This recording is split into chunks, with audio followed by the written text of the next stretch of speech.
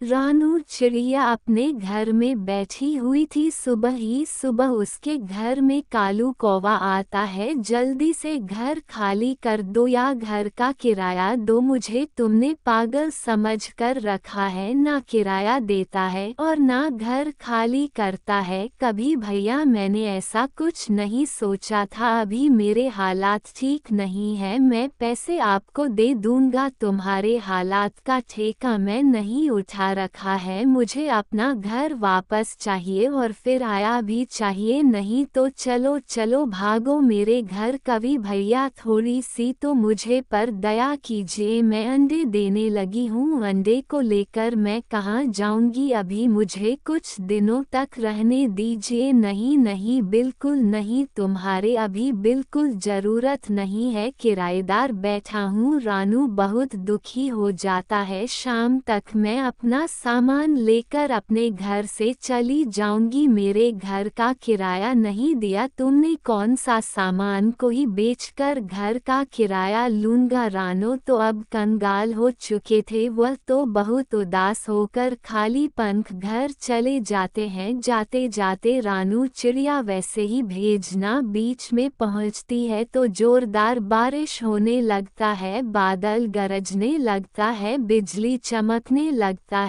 इस बारिश में रनों की बुरी तरह भेज दी थी। रानू जैसे ही आगे जाती है अपने घर के बाहर लाडो चिड़िया बैठी दिखाई देती है। लाडो बहन मुझे तुम्हारी मदद की जरूरत है। अरे हाँ हाँ बोलो क्या जरूरत। देखो लाडो में अंडे देने लगी हूँ, मेरे पास कोई भी सुरक्षित जगह नहीं है, क्या तुम मुझे बता सकती हो जंगल में सुरक्षित जगह ना कहाँ पर है। मैं पहले अंडे देने की तलाश करने जा रही थी, तुम तो और टाइम पर आ गए। मैं तो किराए के घर पर रहती हूँ, मालिक मकान ने मुझे आज ही घर से निकला है। तुम परेशान मत हो, देखो थोड़ा सा आगे जोगी एक जगह तुम्हें टमाटर की खेत नजर आएगा, उसे टमाटर को लेकर उसे घर बना लेना। भोजन का भजन और घर का घर हो जाएगा तुम्हारा। रानो तुम्हारी बहुत अच्छी मदद की। लाडो को धन्यवाद बोलकर वह चिड़िया फिर से जाने लगती है। हाँ ये तो बहुत बड़ा टमाटर की खेत है, नई टमाटर की कमी होगी और ना घर की। वह अपना पक्का घर बनाना शुरू कर देती है। थोड़ी ही देर में जनों का टमाटर का घर बनाकर तैयार हो जाता है। अरे वह मेरा घर बहुत सुंदर है और बहुत सुंदर और बहुत खूबसूरत, अब मैं बहुत सुरक्षित रहूंगा। रानू ने अपने टमाटर के घर में 2 अंडे भी दे दिए थे, न जाने मेरे एंड में से कब बच्चे निकलेंगे, इसमें से मैं बहुत परेशान हूँ। बच्चे देखने के बाद मैं खुश हो जाऊंगी। ऐसे ही दिन गुजारने लगते हैं और रनों के अंडे की एक दिन ऐसा भी आता है एंड में से 2 बच्चे निकल आते हैं, 2 अंडे में से 2 बच्चे निकल आते हैं। रानू अपने बच्चों को प्यार करने ही वाले थे, टमाटर के मालिक की आवाज सुनाई देती है। देखो फसल कितनी अच्छी से पक गई है, हम क्या करते हैं कल ही मजदूर लगा लेते हैं, जल्दी लगाएंगे और सारे फसल काट कर लगा देंगे, अच्छे से बिक जाएंगे हमारे टमाटर। पर जरा सी टांग तैयार होनी चाहिए, आगे का काम तो मेरा है। किसान अपनी फसल कटने लगी है, मेरा टमाटर का घर भी जाएगा और तो और मेरे बच्चे भी जाएगा। किसान और किसकी पत्नी वापस जा रही थी, सुरक्षित स्थान की खोज करने निकल पड़ती है। देता वह सीधा अपनी सहेली लाडो के घर जाता है। मुसीबत में पड़ गई हूँ, कृपया मेरी मदद करो। अरे अब क्या हो गया, तुम्हारे अंडों में से बच्चे भी तो निकल आए हैं। अब वह किसान अपनी फसल काट रहा है, मेरे बच्चों ने अभी उड़ाना भी नहीं सीखा। ये सब सुन को तो लाडो भी बहुत परेशान हो जाते हैं। देखो राना तुम परेशान मत हो, मैं जानती हूँ ये खत किसी इंसान का है, उसके घर ऐसा भी हो सकता है कि वह हमारी बात मान ले, ये भी तो हो सकता है वह दयाल इंसान हो, वह सभी पक्षियों की मुसीबत को समझ सकते हैं। वह लड़ो और रानो उसके आंगन में एक पेड़ था, उसी पेड़ पर बैठा हुआ था। रावण तुम यहीं यहीं पर रुको, मैं उसे इंसानों से बात करके आता हूँ। वह किसकी पत्नी मुझे जानती है? लाडो घर के अंदर जाती है। किसान की पत्नी, जी मैं आपको जानती हूँ कि आप एक अच्छी पत्नी हैं। क्या आप मेरी मदद करोगी? तुम बोलो क्या हुआ? तुम जितनी चिड़िया इतनी प्यारी हो, हम तुम्हारे बात क्यों नहीं मानेंगे? बोलो तो सही। टमाटर की खेती है न, आपका फसल है, उसमें मेरी दोस्त चिड़िया रहती हैं, उसे आप मत काटिए, उड़ना सीख जाएगा तभी आप फसल कटेगा, उससे पहले नहीं लगता है। तुम्हारा दिमाग खराब हो गया है। हम क्यों फसल लेट खाते? माए टमाटर कल कर जाएंगे तुम्हारे लिए, हम अपना समय नहीं बर्बाद करेंगे। फिर शांत होकर लाडो रानो के पास आता है। देखो रानो, ये बिल्कुल भी अच्छे इंसान नहीं है, इन्होंने हमारी बात